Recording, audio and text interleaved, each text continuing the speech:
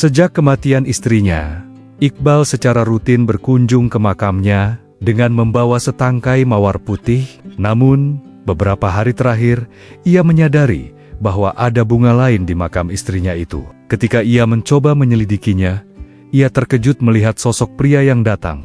Siapa pria itu? Sebelum memulai ceritanya, jangan lupa klik subscribe dan tuliskan di kolom komentar dari kota mana kalian menonton. Iqbal meletakkan setangkai mawar putih di atas makam Rania. Sudah 1 tahun. Namun, rutinitasnya setiap Sabtu tidak pernah berubah. Aroma harum bunga itu bercampur dengan wangi tanah basah, mengingatkan Iqbal pada hari-hari terakhir mereka yang penuh janji. Ia membelai nisan marmer dingin, bayangan wajah Rania yang tersenyum terlintas di benaknya. Rania, dengan mata yang selalu memancarkan kehangatan dan senyum yang bisa meluluhkan badai, kini hanya ada dalam ingatan.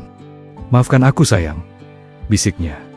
Suaranya serak. Kata-kata itu telah menjadi doa pribadi, dilantunkan setiap minggu. Rasa bersalah adalah teman setia yang menemani setiap langkahnya, sebuah beban yang tidak pernah terangkat. Ia menyalahkan dirinya atas kepergian Rania, namun ia tahu akar masalahnya jauh lebih dalam. Pernikahan mereka memang sudah lama diuji. Serpihan-serpihan pertengkaran kecil yang tak terucap seringkali membuat suasana hati mereka keruh. Keputusannya untuk menerima pekerjaan di luar negeri, alih-alih menyelesaikan masalah, malah terasa seperti sebuah pelarian. Rania merasa diabaikan, ditinggalkan demi ambisi karir, dan pertengkaran mereka memuncak menjadi badai yang tak terhindarkan. Iqbal berjanji akan menjemput Rania begitu karirnya melesat. Tetapi, bagi Rania, janji itu tak lagi berarti. Ia tidak ingin pergi. Seluruh hidupnya, semua mimpinya, ada di Indonesia. Iqbal, dalam kebutaan emosionalnya, berpikir bahwa Rania akan mengerti dan menunggu. Ia salah. Mungkin Rania sudah punya firasat umurnya tak akan lama, karena ia meninggal dalam kecelakaan mobil dalam perjalanan menuju bandara untuk menjemputnya. Janji untuk kembali, untuk memperbaiki semuanya, tidak pernah terwujud. Setelah mengunjungi makam, Iqbal selalu pergi ke satu tempat yang sama, toko bunga Zahra, toko kecil yang dipenuhi wangi bunga segar dan tawa Zahra yang menular. Zahra, dengan senyum ramah dan mata yang teduh, selalu menyambutnya. Ia tidak pernah bertanya banyak, hanya mendengarkan. Iqbal akan duduk di sudut, menyesap teh hangat yang dibuatkan Zahra, dan menceritakan kisahnya. Ia berbicara tentang Rania, tentang penyesalan, dan tentang bagaimana hidupnya terasa kosong tanpa kehadirannya. Zahra hanya mendengarkan, sesekali memberikan tanggapan singkat yang penuh empati. "Aku ingin waktu bisa diputar kembali Zahra," kata Iqbal suatu sore, matanya menerawang. "Aku akan memilih dia daripada segalanya. Pekerjaan, uang, semuanya tidak ada artinya tanpa dia." Zahra menatapnya, ada sorot kesedihan di matanya. "Mungkin Rania tidak ingin kamu hidup dengan penyesalan, Mas. Orang yang kita cintai pasti ingin kita bahagia." Percakapan mereka seringkali berputar pada topik yang sama. Tetapi sedikit demi sedikit, percakapan itu menjadi obat bagi luka Iqbal. Zahra tidak hanya menjadi pemilik toko bunga, ia menjadi pendengar setianya. Lambat laun, kehangatan itu mulai merambat, mengisi ruang kosong yang ditinggalkan Rania. Mereka berbicara tentang hal-hal lain juga. Buku yang mereka baca, film yang mereka tonton, dan mimpi-mimpi yang sederhana. Iqbal mulai menemukan senyum kecil di wajahnya. Senyum yang sudah lama menghilang. Suatu Sabtu, saat Iqbal meletakkan mawar putihnya, ia menyadari sesuatu yang aneh kembali terjadi. Di samping mawarnya, ada buket bunga matahari kecil. Ini bukan pertama kalinya. Beberapa hari terakhir, selalu ada buket bunga lain di sana. Kadang bunga lili, kadang krisan, tapi paling sering bunga matahari. Awalnya, ia mengira itu adalah kiriman dari keluarga Rania, tetapi bibi Rania membantah. Iqbal mulai penasaran. Ia memutuskan untuk datang lebih awal, minggu berikutnya. Pukul 6 pagi, saat embun masih membasahi rumput, ia sudah berada di pemakaman. Ia bersembunyi di balik pohon besar dengan batang yang kokoh, menunggu. Hatinya berdebar tak karuan, bercampur antara rasa penasaran, cemburu, dan ketakutan akan kebenaran yang akan ia temukan. Pagi itu, langkah kaki seorang pria memecah keheningan. Tubuhnya tinggi dan tegap, wajahnya ramah, dan di tangannya sebuah buket bunga matahari kecil yang terikat rapi. Bunga yang sama. Pria itu meletakkan buket itu di nisan Rania, menyentuhnya dengan lembut, seolah-olah menyentuh wajah kekasih. Pria itu kemudian berbisik, "Aku datang, seperti janjiku." Suara itu, meski pelan, terasa bagai petir yang menyambar. Iqbal keluar dari persembunyiannya. Ia tidak bisa menahan diri. Rasa cemburu membakar dadanya. "Maaf, siapa Anda?" tanya Iqbal. Suaranya kaku dan tajam. Pria itu terkejut. Matanya yang jernih menatap Iqbal, lalu beralih ke makam Rania. Ada kilatan kesedihan yang mendalam di sana. "Anda suaminya?" Pria itu bertanya balik. Suaranya bergetar. Iqbal mengangguk. Jantungnya berdegup kencang. "Saya Iqbal, suami Rania." Pria itu mengulurkan tangan. "Nama saya Niko.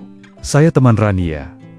Ada kehangatan dalam genggaman tangan Niko yang membuat Iqbal sedikit tenang. Mereka duduk di bangku di bawah pohon, dan Iqbal tidak bisa menahan pertanyaannya. "Mengapa kamu sering memberinya bunga? Apakah hubunganmu dengannya lebih dari sekadar teman?" tanya Iqbal. Suaranya bergetar menahan amarah yang meletup-letup. Niko menunduk, menghela napas berat. "Maafkan saya tidak tahu bagaimana harus mengatakannya. Tapi kami memang dekat, dan bisa dibilang, kami mulai saling mencintai." Ia mengakui. Suaranya tercekat. "Namun, Rania terus menahan saya. Dia bilang, ini tidak benar. Dia tidak ingin berselingkuh dari Anda. Dia ingin menyelesaikan permasalahannya dulu dengan Anda secara jujur, sebelum ia mengambil keputusan lain." Niko melanjutkan. Suaranya melembut, menceritakan tentang bagaimana ia dan Rania bertemu di komunitas sukarelawan setahun setelah Iqbal pergi. "Kami sering bertemu, dan dia adalah orang yang luar biasa. Dia bercerita banyak tentang Anda. Bukan hanya tentang betapa besar dia mencintai Anda, tapi juga tentang rasa sepi yang dia rasakan. Dia merasa seperti kapal yang terombang-ambing tanpa nahkoda, meskipun ia masih terikat pada dermaga." Niko terdiam sejenak. "Tapi, dia merasa kalian sudah berada di dunia yang berbeda. Dia di sini, dengan hidupnya, dan Anda di sana, dengan karir yang terus melesat. Dia merasa menjadi beban, penghambat bagi impian besar Anda. Rania merasa, dia tak bisa lagi membiarkan Anda memilih antara dirinya dan karir. Dia ingin membebaskan Anda. Itu sebabnya, dia ingin meminta cerai secara baik-baik, agar Anda bisa mengejar kebahagiaan sejati tanpa merasa terikat padanya. Dia ingin Anda bebas, dan dia juga sadar bahwa dia bukanlah istri yang baik." Niko melihat kebingungan di wajah Iqbal. "Rania tidak ingin Anda terikat pada masa lalu. Dia selalu mengatakan bahwa Anda adalah orang yang baik dan berhak bahagia. Dia ingin Anda melanjutkan hidup. Dia ingin Anda menemukan kedamaian." Dunia Iqbal serasa runtuh. Kematian Rania yang selama ini ia anggap sebagai hukuman atas kesalahannya, kini terasa seperti ironi. Rania meninggal dalam perjalanan untuk menjemputnya, dalam niat tulus untuk memperbaiki segalanya dengan cara yang jujur. Meskipun itu berarti mengakhiri pernikahan mereka. Kata-kata Niko adalah pencerahan yang menyakitkan. Iqbal tidak lagi merasa bersalah atas kematian Rania.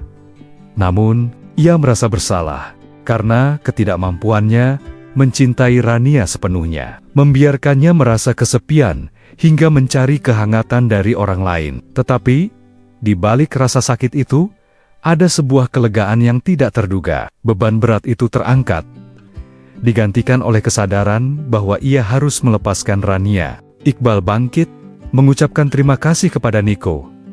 "Terima kasih telah mencintai Rania. Dia pantas mendapatkannya." Niko tersenyum tulus.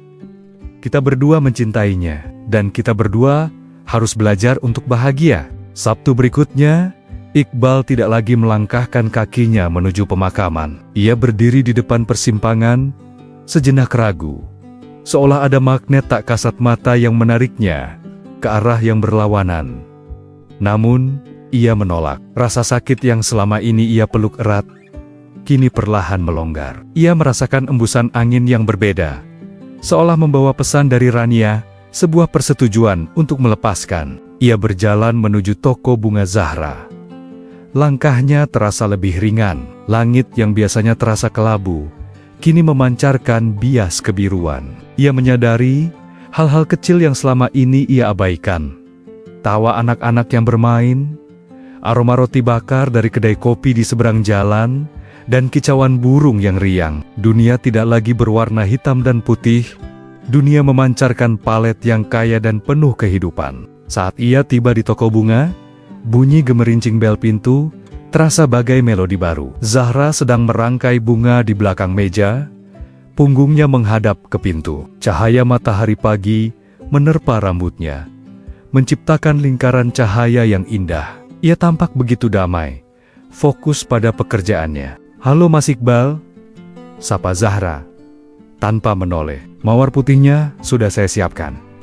Iqbal terdiam sejenak. Kata-kata itu, yang selalu menjadi penanda rutinitasnya, kini terasa seperti peninggalan masa lalu yang jauh.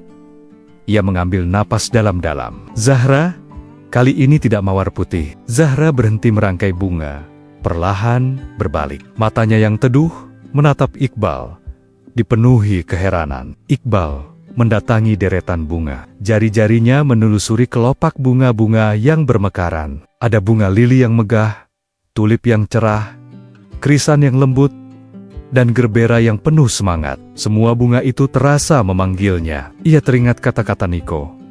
Rania ingin ia bahagia. "Bahagia, saya ingin buket bunga," katanya. Suaranya lebih mantap, yang paling cerah, yang paling penuh warna. Zahra mendekat, menatap Iqbal dengan saksama.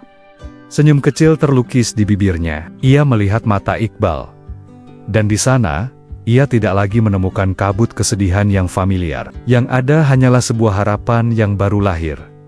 "Untuk siapa, Mas?" tanya Zahra, lembut. Iqbal menatap Zahra.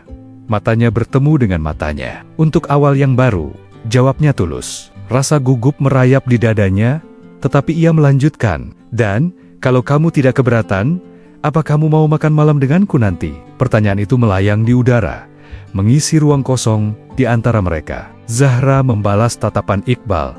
Senyumnya kini mengembang sepenuhnya. Matanya berbinar, memancarkan kelegaan yang sama dengan yang Iqbal rasakan. "Tentu, Mas Iqbal," dengan senang hati, jawabnya.